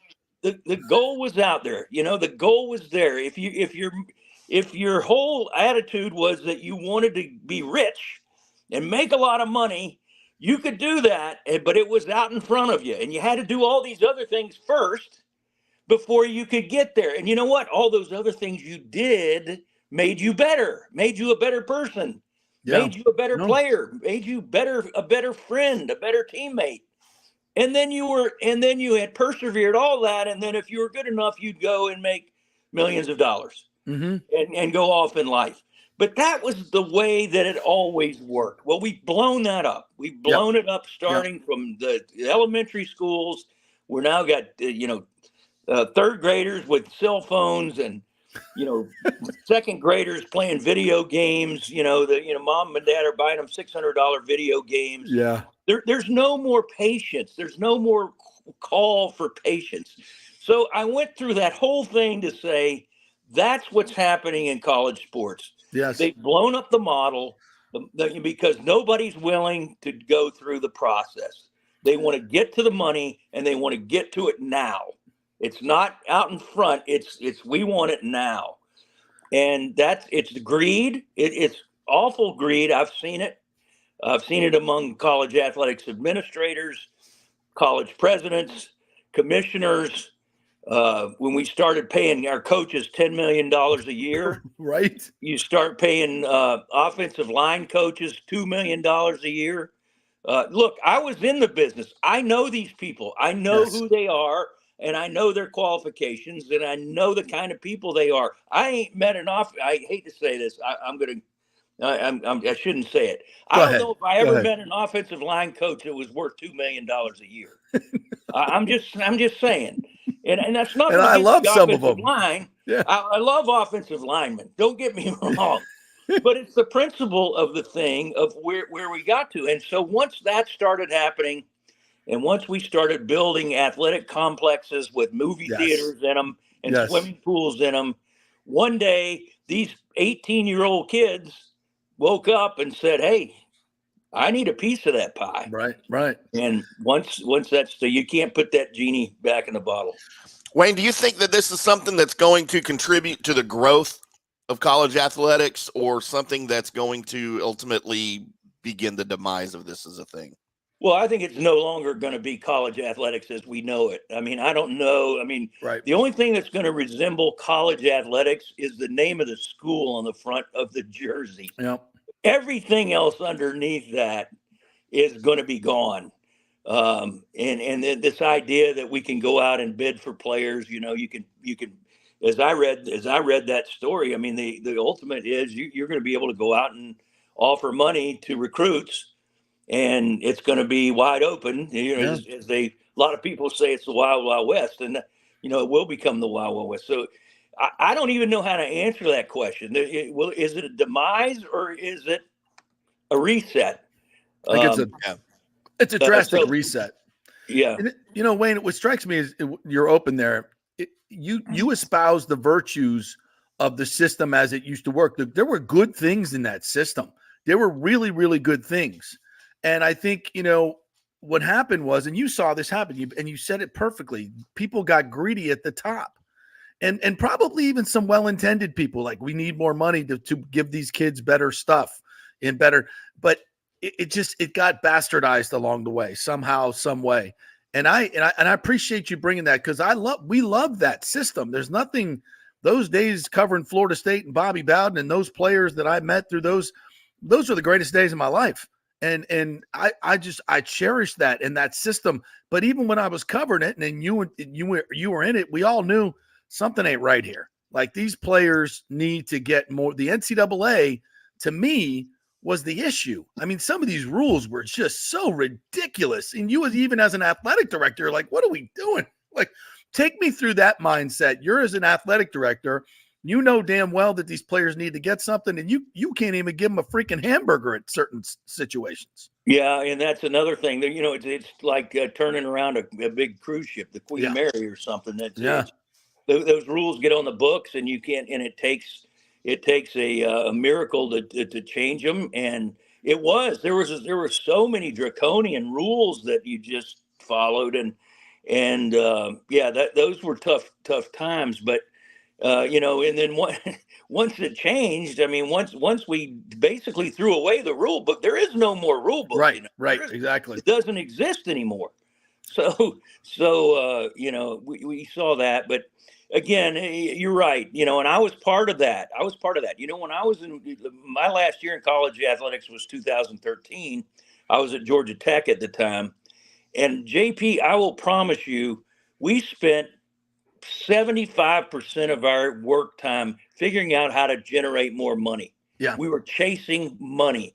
I worked for Dan Radakovich, one of the best athletic directors that I've ever seen. At Miami. All he wanted to do was see spreadsheets on how we can create revenue. Here I am. I'm a PR guy. I do things. I wouldn't know a spreadsheet from the daily newspaper. So he's asking me for spreadsheets on, how much. One time I went and pitched to him that I thought we at Georgia Tech, I thought we should do some advertising with the Braves. Yeah. In the Braves ballpark, and that we should have, maybe have some signage, maybe have a day where we could take the Ramblin' Wreck out, the car out there and drive it around. Seems like a great idea. It was a fantastic idea, if I do say so myself. The Braves loved it. We loved it. And Radakovich, all he wanted to know is how many tickets did we sell from that promotion? Can you quantify how many tickets we sold? Because I would tell him, look at all the exposure we're getting. Yeah. But his mindset was, what does that mean for my bottom line? Right. We spent X number of dollars on the promotion. Did we even make back in ticket sales or other kinds of residuals? Did we even make that back? So I was part of that. I was part of the money grab. I didn't like it.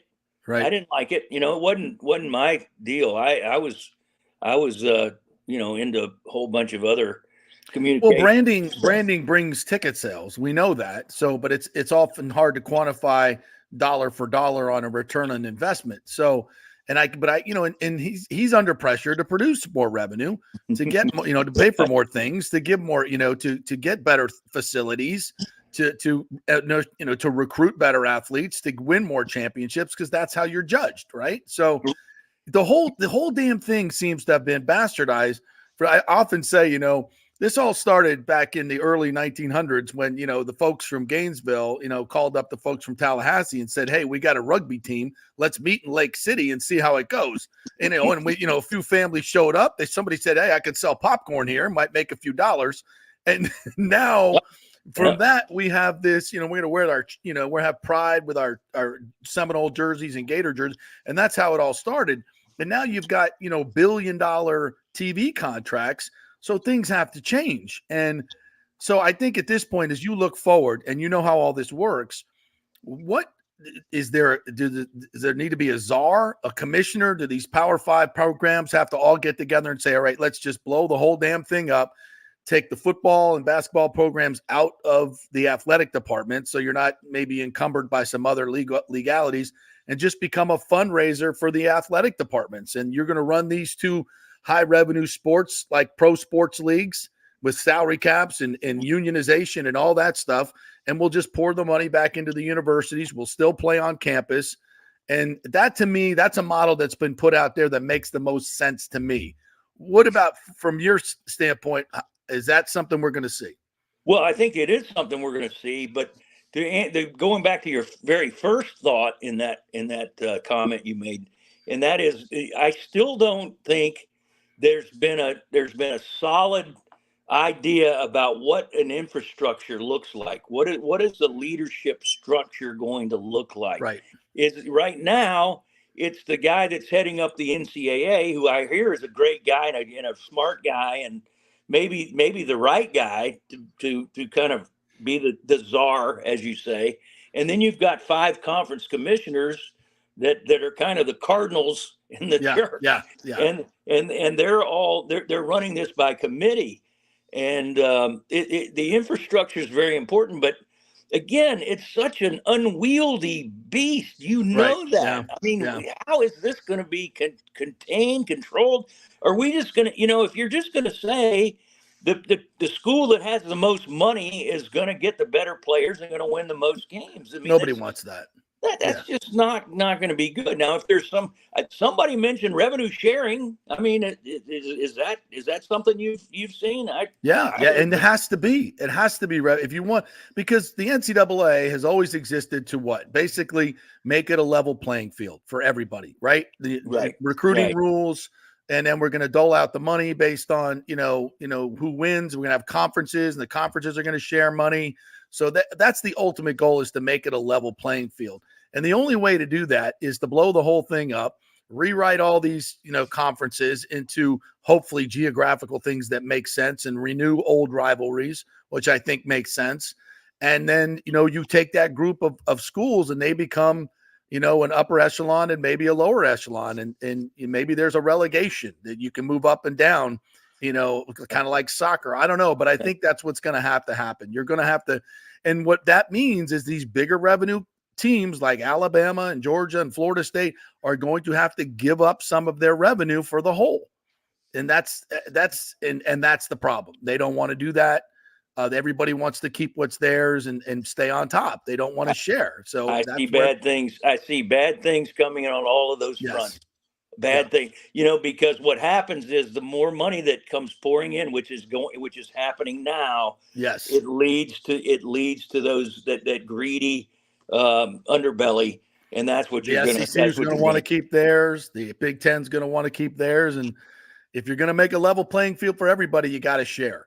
Just like they do in the NFL. And I could not be happier to be out of it right now, and not in the middle of it. I still enjoy watching it to a degree, although I think that's even becoming less and less to me. I don't cherish my Saturdays the way I once did. I actually learned that there's actually other things you can do on a Saturday than sit in front of your TV for 8 hours. How dare you? How dare you go fishing? I don't know what it is then. I don't know golf, what it is. You're talking golf. Hell, I'll go to a festival sometimes rather than that. Watch some of the stuff I've got to watch. So if anybody that can see the future, I don't know. I don't have any great hope that this is going to end well. It's not going away. They're not going to stop playing college football because there's way too much money. Now that we're in this process, and now that you got $3 billion floating around and all of that, and we're settling lawsuits and whatever, that I see the next 5 years being completely tumultuous. Yeah, it's going to be really bananas. I really do. Well, listen, Wayne, I appreciate your time and your perspective. That was really helpful. And let's stay close and figure out as this thing goes along the way if they're doing it the right way. So appreciate your time, partner. Guys, it's patience and perseverance. Remember that. Yes. Yeah. That's old school stuff right there. I don't know if people are all ready for those traditional values, man. People don't like patience these days. What am I, Harrison Butker now, or what? I think you are. You're out. You're canceled. See you. Thanks, Wayne. Appreciate it, buddy. All right. Well, let's just transition right from that to two great men who join us each and every week. At least Michael Gardner does, from Hydrate Heroes, and he's got a good friend with him this morning, Muggsy Bogues. What's up, guys? How are you? I'm good, man.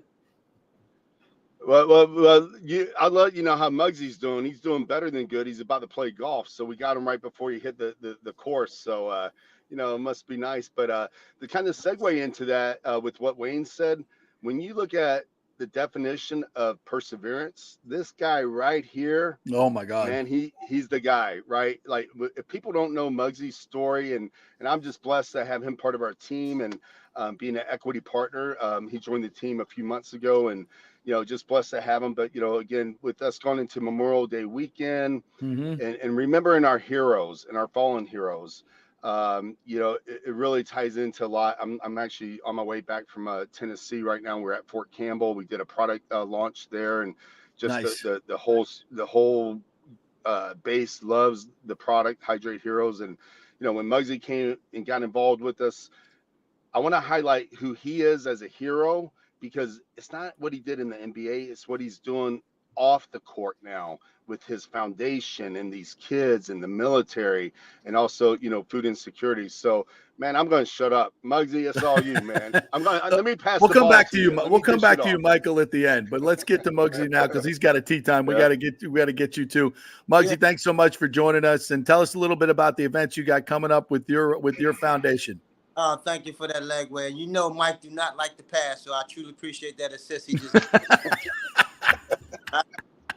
Man, hey, this is not Starks right here. Go ahead, Muggsy. I'm truly to be honored and thankful and blessed to be part of Hydrate Hero, because all what they do, and I know Mike touched on about all the things that I've accomplished, my perseverance and so forth. I understand that old school thinking, because that's what it took for me in order to accomplish my dreams. But now that I was able to do so, and now I'm in a position to kind of help and educate our community, especially with our youth, in terms of how the intake and the things that they put in their body and so forth to be healthy as they possibly move on and transition through their dreams as they move forward. So being able to partner with Hydrate Hero and having this product out there to be able to tell these kids, because one of the things that we have in our youth right now is the obesity. That youth with obesity, we have so much where, and I grew up in the era of Kool-Aid, that Kool-Aid and all that, trying to put that, we got just such a great flavor in this Hydrate Hero where it just tastes just like Kool-Aid, but it's more healthier for your body. So being able to have this, being part of this, going around the world and educating our kids to be able to drink healthy, eat healthy, and ultimately you will be healthy. So I'm just able to be fortunate to do that. And with my program, in terms of, the Muggsy Bogues Family Foundation, I have a camp that's coming up, but our issues are more or less catered to food insecurities, where we provide that type of platform for those less unfortunate, those that's enduring, that don't have that type of access to be able to have those products and those foods to them on the bill. So our family kind of provide that type of service along with, the education component, where we provide scholarship for kids who have an ambition to go to a trade school. Everybody can't go to that 4-year university. So being to work with your hands and have ability to take care of your family and other means. Absolutely. Trying to provide for. So this camp that we have coming in June the 17th, which is more of a self-esteem camp to give kids the opportunity to believe in themselves. And we're going to have this product on hand, this hydration hero, where they can stay hydrated. Yep. It's going to be very hot. And we need to make sure these kids, have enough, fluids, enough electrolytes in their body. They can be able to perform at their highest level. So I'm just grateful to be here with this young man, Mike. I call him young. He's my elderman. I am no. Get that. No, don't even go there, man. Come on. Muggsy, I got to get your take on a couple things before we get you out of here to the golf course. Number one, we were talking about this before you came on, that now college players are going to be able to pay by their universities. You played in the ACC at Wake Forest in front of, hundreds of thousands of people in packed arenas, and they gave you a great education. There's no question about that. But I think it's only fair that these players start to enjoy a little bit more of what they're producing in terms of, even back when you played, they were producing money, but now it's billions and billions of dollars. So what's your whole take on players getting paid in college? Well, I'm happy that point. I think they need to kind of bring it down to a minimum to kind of get a hold of it, I believe. But very grateful that they came to this decision, because, a lot of these collegiate players, they're in a position where after their seasons are over, they can't work. Where just a normal student can actually continue, to provide some type of income for them, help their financial status. But the athletes can't do that. But I really appreciate that because the gaming has gotten so big, as I just mentioned, gaming. The gaming aspect, the licensing part of it, the proceeds is really off the chart. Where those dollars are starting to accumulate for these type of programs. So I'm happy that they're able to award these kids, but I think they need to kind of, reel it in to make it kind of have some sort of control of it because it is getting out of hand to a degree. Yep. The playing field is not an equal playing field where a lot of schools have, almost a $1 billion endowment to where they go out there and buy these athletes. So hopefully they can get to a point where it could really, get a hold, still can reward these athletes. Totally agree. And hopefully that the smarter people can put this together. And this NBA playoffs that's going on, partner, I am absolutely engaged and enthralled in this because, no disrespect to the elder players in the league, but these new kids, Anthony Edwards and Jalen Brunson and Luka and all this newer generation, they have me captivated by these playoffs. What are your thoughts on what you're seeing? Well, it's no different from any generation. It's time. It's a time limit on everything. And Right. I'm loving the new regime that's coming up with the Jalen Brunson you alluded to, Jalen Brown, the Tatums, the Ant-Man, love those. You just love their maturity and their willingness to put this on their shoulders in terms of want to be one of the faces because it has meant so much in 75 years where we only had, 5,500 players that have came through, this league, this great league that we have. And watching and witness it, you alluded, we're going to champion. Those names that we heard in the past, the Currys, the LeBron James, the Durants, we're not going to hear that name at the end of this, playoff. That's right. And that's the beauty of it. Anthony Towns, that's coming along. So you love to see this type of performance. I'm quite sure the NBA is really, enjoying this time of year, knowing that we got new teams, new stars type of to arise to take on the face of this league. Well, Muggsy, appreciate you, my man. Go tee it up and have a good day out there on the golf course. We thank you for your time and all that you're doing with Hydrate Heroes and your family foundation. We'll get the word out on those events and put the out on social media for you, buddy. Appreciate it. Real quick, Muggsy, before you leave, when you mentioned about the camp coming up, it's about self-esteem, and I don't know if people know about the documentary that was done on your life story, and what was it was Believe, right? That was the name of it. Always Believe, yes. I'm gonna have to go check that out. You have to check it out, JP. It was like, man, I knew of Muggsy and I knew a little bit, but to really watch this, I think, and actually they're making a motion picture on this now, right? They are really a motion picture. They're in development stages right now. That's awesome. You're going to have your own movie? All right, let's go. Well deserved, my friend. It's one of the greatest stories in the history of sports. So thank you very much. I'm going to go check out that documentary too. Always Believe. It's super good. Hopefully it's on Netflix or somewhere I can get it, or we'll watch it on YouTube. Thank you, buddy. I appreciate it. All right, guys. Y'all have a good one. All right. Michael, you got a great partner there. He is something else, man. Class act. And just good guy. And I'm super excited about the foundation. And again, bringing light to, food insecurity with his foundation and participating in that. And, especially over this weekend, just it's humbling because when you look at, our freedom and what we do have and not taking things for granted, it just, that's what it's about at the end of the day, JP, and our team. And, I'm just blessed to have, the right partners coming. And I met Muggsy organically, and him and I just clicked, and he loved what we were doing, and that's how kind of like we talk about you and I meeting just organically, and that's when you're in service, you're in purpose, and I'm just excited about this weekend, and just everybody just remember our fallen heroes, and just enjoy this Memorial Day weekend, and just as you're cooking out and everything, just think about those that are less fortunate, and stay grounded, man, stay humble. Yeah, Memorial Day and Veterans Day, and we talk about what we can do, and what we can actually do things to help these families. What you guys are doing, donating 15% of your sales to these veteran causes, these great charities that we try to highlight each and every Friday. Yeah. It makes a difference, and that's why we're putting these heroes on. They're doing things. It's not just talking about it, man. They're doing things. Yeah. Muggsy's Family Foundation, what you're doing, all the people we've had on in the previous weeks that are working with kids and food insecurity and helping veteran businesses. That's what we talked about last week. To hire veteran businesses to whatever, where you need you need a repair or you need a contractor or you need whatever, veteran businesses, you can go to them and support them. And that helps. Now, obviously Memorial Day, we mourn those who we've lost. And I mean, it's literally the ultimate sacrifice. And I think we owe them, I don't want to get too political here, but this is a very important time in our country's history, and a lot of things are being threatened.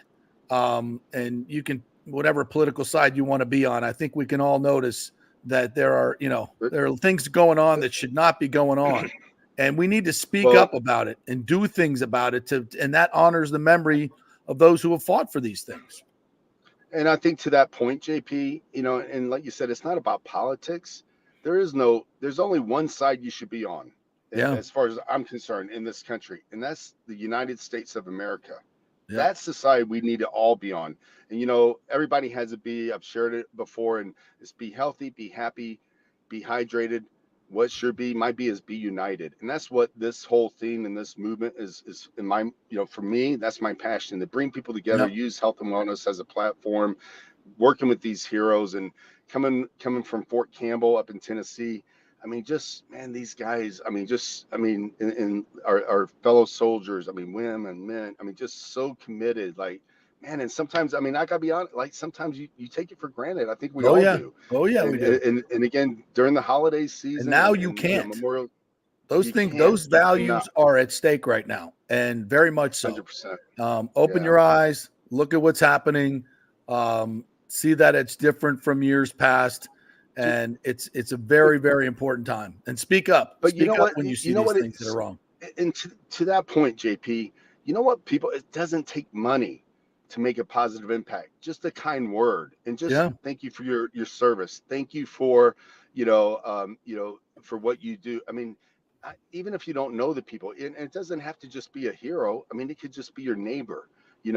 Somebody you meet. Just a kind word goes a long way. And I think there's so much negativity right now. That's what, especially with these kids, and that's why I'm excited. With Muggsy's event coming up, and inspiration for the everybody. I think we all need that bright light right now, and inspiration and hope. And I think what you're doing here, and I just appreciate your friendship and partnership, and what you're doing is making a positive impact. And sports is a freedom. We're allowed to enjoy sports because of our heroes. That's so right. Let's don't take that for granted. So it's yes, very important. And freedom of speech, freedom of religion, freedom of the Second Amendment to bear arms. These are all very important freedoms that I believe in.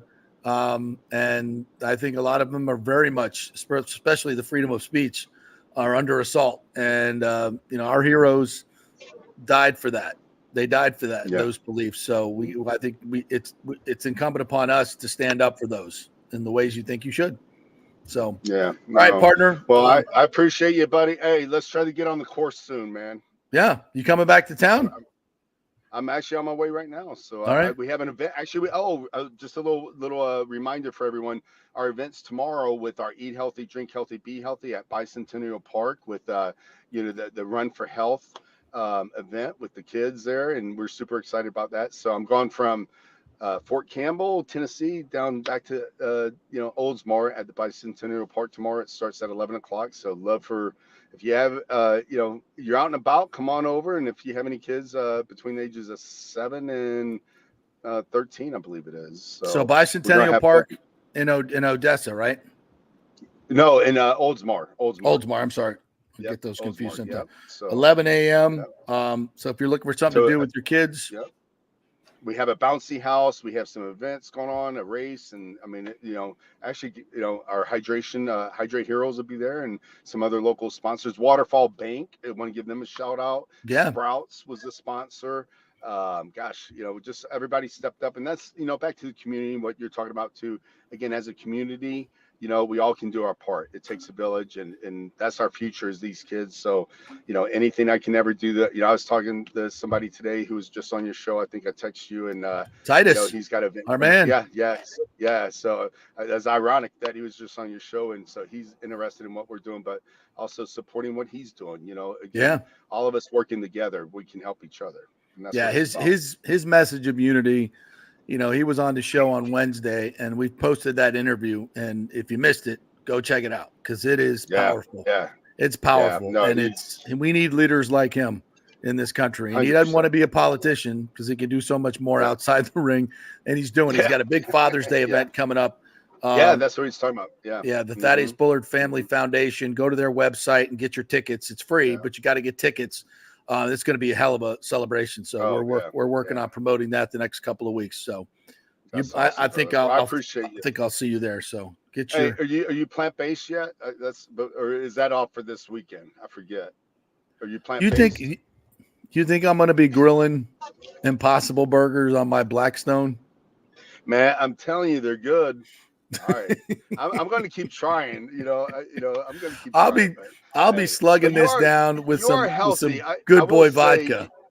Man, you're getting ripped a little bit. I noticed, man, that Hydrate Heroes is starting to work on you, man. It is, man. Hey, I tell you what, it has definitely made me feel better. My joints feel so much better from staying hydrated. I think the mushroom blend that works on inflammation is doing its thing because it has been a marked difference for me.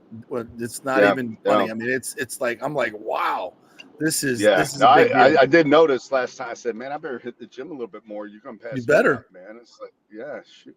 The gun show, baby. All right, partner. Appreciate you, Mike. Appreciate it. Happy Memorial Day to everyone out there. And again, just everybody, just don't forget our fallen heroes and enjoy your Memorial Day weekend. Well said. Take care. All right, we're going to take our final quick break here on the JP Peterson Show. Come back and wrap it up. I want to reset the weekend for the Rays and all the playoffs that's going on this weekend. So quick break. We're brought to you by Italiano Insurance. Great time to get all those insurance rates shopped around. They do all the work. You save all the money. Get the great customer service at Italiano Insurance. 813-877-7799 at Italiano Insurance. Tell them JP sent you. Back at 3. JP here for the Jeeves Law Group and my man Scott Jeeves. If you're going to hire an attorney, do you want some guy looking for a quick settlement and a quick buck, or do you want an attorney with some chops?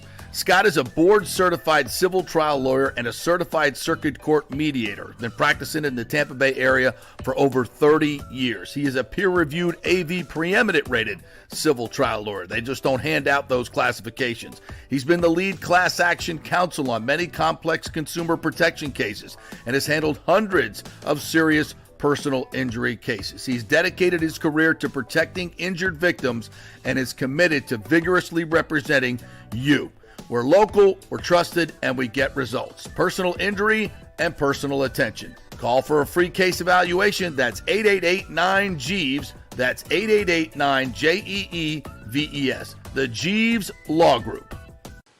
All right, this is for all you guys who don't want to go to the gym and do 5,000 crunches. At Bay Area Modern Medical Center, you can get on the new True Body machine where you can reduce fat and tone up your muscle. It's like doing 54,000 crunches in just 15 minutes. Define your body as you see fit. True Body offers personalized muscle stimulation that delivers the equivalent of those 54,000 crunches in just 15 minutes. Just get in touch with them at Bay Area Modern Medical Center, BAMMC.com. Chris Lugo and the team over there will set you up on True Body and get amazing results. Non-invasive with comfortable and little to no pain and zero downtime. You can isolate and target those areas that you want to improve and treat multiple areas simultaneously. It's an amazing machine, so check it out at Bay Area Modern Medical Center, BAMMC.com.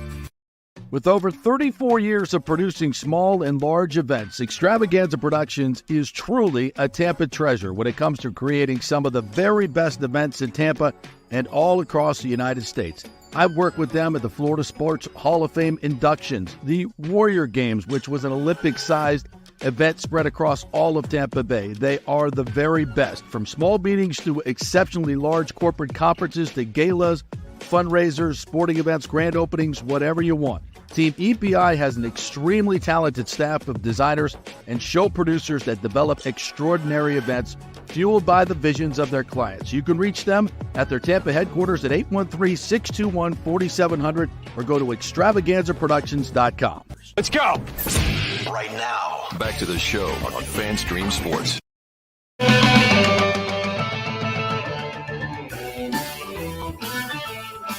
All right, welcome back to the JP Peterson Show here. All right. Sorry, I was just reading something in the break that I just had to absolutely belly laugh at. But I'm going to hold my tongue. I'm going to hold my tongue right now just because I want to make sure, I got all the – can't believe everything you read right away, right? You need to do a little bit of research, find out, is this really real? Well, I mean, they can't put it on the internet if it's not true, right? Unfortunately. Ask Scotty Scheffler about that. Welcome back to the JP Peterson Show, brought to you by the great folks at Hydrate Heroes. We appreciate Michael coming on, and also at American Mortgage Services. Call my good friend Scott Fitzgerald if you're in the market for a mortgage or a home improvement loan. That's scott@amstampa.com, scott@amstampa.com. All right, before we get out of here, partner, let's hit some of the comments from our great folks commenting today. James says the Rays built mostly with Caribbean players, and that's fine. But when you look at a team like the Phillies built differently, no player fights in parking lot, no jealousy, maybe the Rays need a total retooling. Interesting thoughts there. It is.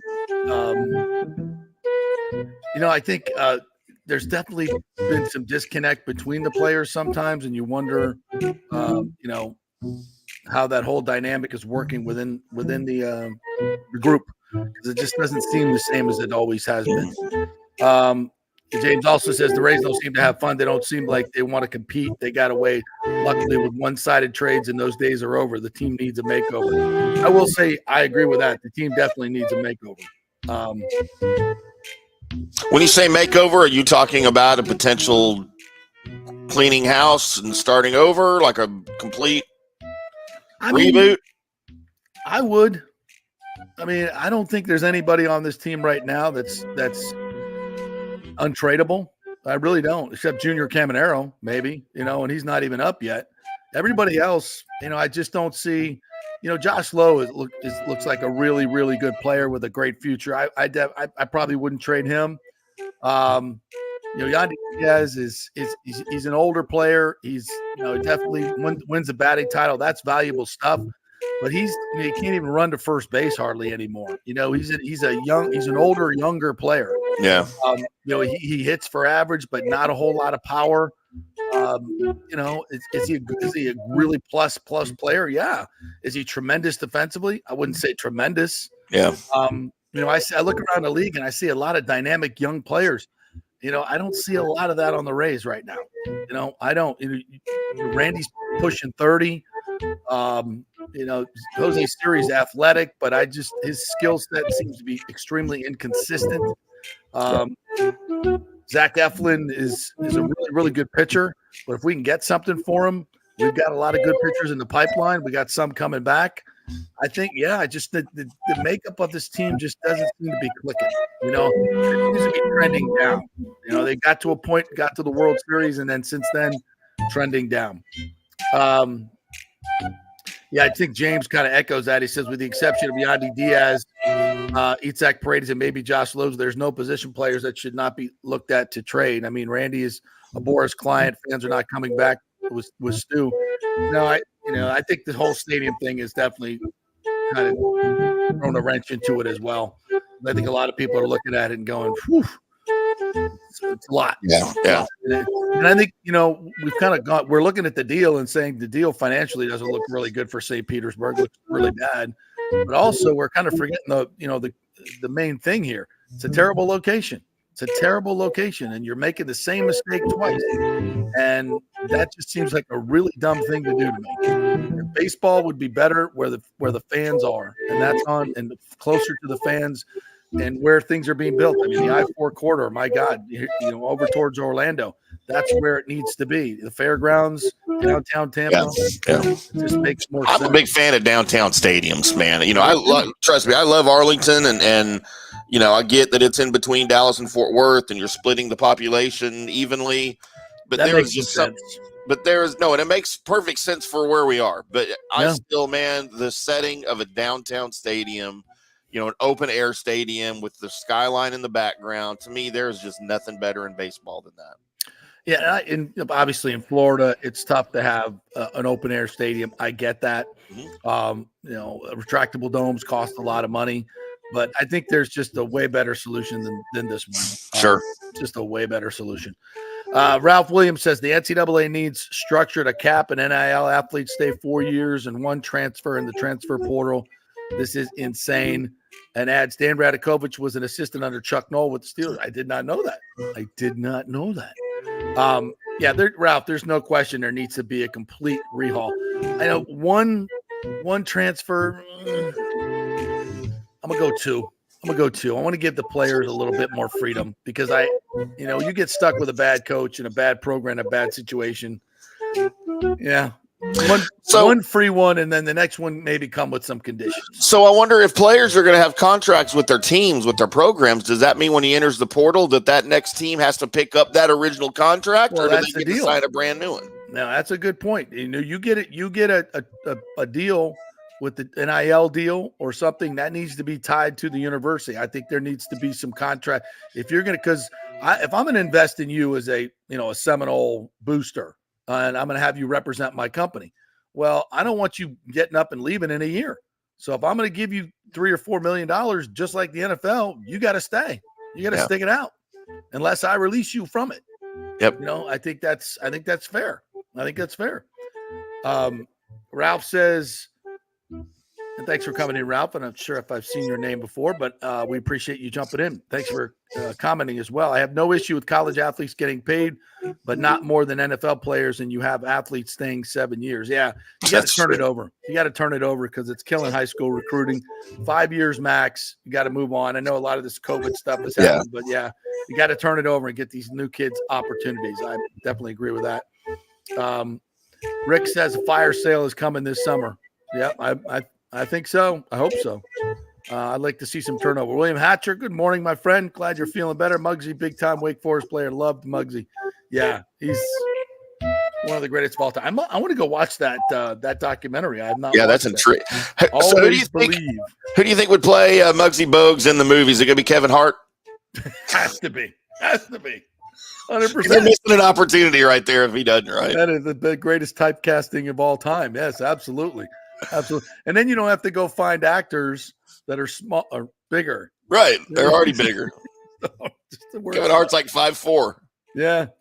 Yeah, he's so small. But like looking at when he does commercials with those other guys, they don't put him on a platform. Yeah, him and The Rock, man. I love that pairing. I'm not a big Kevin Hart fan, to be honest with you, but dude, I like his movies with The Rock. Like I dig it. I'm a huge Kevin Hart fan. I love his stuff. Love his stand-up. Love his movies. Yeah, I'm a huge Kevin Hart fan. Love it. All right, what else did we miss today? Junior Caminero coming up, folks. I thought we might see. I thought that was going to happen, but that we haven't seen a move yet from the Rays as of this live at 11:58. So I hope he makes a move. I mean, I think Josh Lowe's definitely going on the IL. Well, not definitely, but I think he is. So we shall see. And the Stars lose in overtime last night. Did we talk about that on air? Double overtime. The Stars had and it hurt because, as I told you off air, the opening face-off of the first overtime period, Connor McDavid got his stick up in the face of Marchment of Mason Marchment. Yeah. Who got cut bad and went immediately to the locker room, and they stopped at the next whistle to call the penalty, and they had to go get Mason Marchment out of the locker room to show him the blood, just so they could see his face. You get a double minor, in the first minute. So a 4-minute power play in the first minute of the overtime. So you're on fresh ice, and they had 6 shots and 3 posts in those 4 minutes. And then you end up really, and by the way, Connor McDavid had a wide open net on Jake Ottinger a little bit later in that first overtime. And Chris Tanev gets over with his stick. McDavid was sitting there kind of trying to be patient, waiting for Ottinger to kind of make his move. Yeah. But the net was wide open. Ottinger's on the opposite side of the net just with his paddle out over there, right? And by the time McDavid took the shot, Tanev had come back and recovered on the play, never gave up on the play, and blocked the shot. But then McDavid in the second overtime gets his revenge and puts in a rebound, a backhanded rebound. So there you go. And we got Rangers and Panthers tonight. Panthers won the first game 3-zip. I don't think the Rangers can come back from that. No, me neither. They might win tonight, but Panthers are just a better team. Last thing, did you see the Orioles White Sox end to that game last night? I did not. They called an infield fly rule, and then they called interference on the base runner who couldn't even see the shortstop coming in from behind him. Like it didn't even encumber him to make the play at all. Like the umpires had to go way out of their way to make this interference call, which was a double play to end the game. The White Sox would have had first and second, 2 outs, down 2, but at least, you don't end the game. That's just a horrible call by these umpires. And it's like the umpires are having a really, really bad year. If you haven't seen that, check that out. It's the Orioles White Sox ending last night. Y'all go tune in when you get off the air here to NFL Network. There is your Super Bowl 28 world champion Dallas Cowboys right there. Bills Cowboys? Yeah, that's the 52-17 drubbing. Oh, my God. Yeah. Bills fans, hide your eyes. Yeah. Herman Thomas. All right, Tim, thanks, man. Appreciate you. Big thanks to Wayne Hogan, who joined us today, and Corey Long. Please like and subscribe on our YouTube channel, The JP Peterson Show and FanStream Sports. Same with our podcasts. And we appreciate all you guys watching. We'll be back on Monday. Have a great weekend, Memorial Day weekend. Remember what it's all about and head on out to those parades. Thank the servicemen. Do all that good stuff. Have a good one.